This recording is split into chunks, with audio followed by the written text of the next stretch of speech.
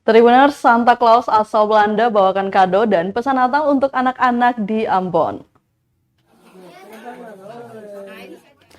Kemeriahan Hari Raya Natal kurang lengkap tanpa kehadiran Sinterklaas atau Santa Claus, yakni orang dalam cerita fiksi yang selalu memberikan hadiah bagi anak berperilaku baik menggunakan kereta salju yang ditarik 9 ekor rusa.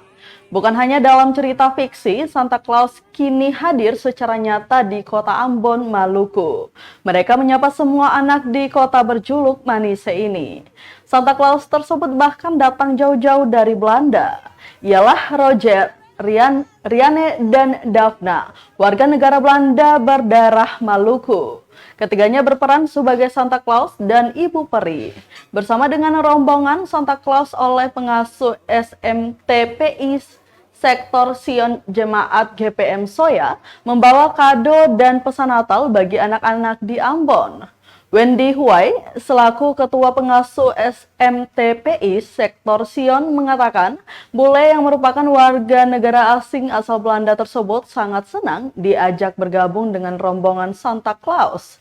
Bahkan mereka bertiga bersedia berperan menjadi Santa Claus dan Ibu Peri. Kebahagiaan itu pun diungkapkan Roger sebagai pemeran Santa Claus.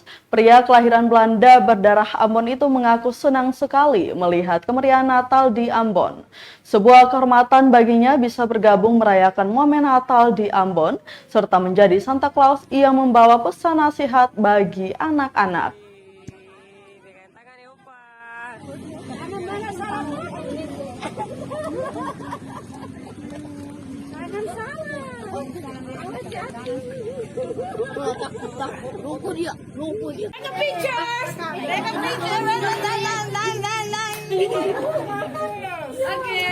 Rajin belajar, tapi ada harus perintah. Jangan malam, mama, papa, oma, opa. Rajin sekolah. Dari kapan langsung ini om Jika? Dengan mati. Oke, Thank you. Terima kasih sudah nonton.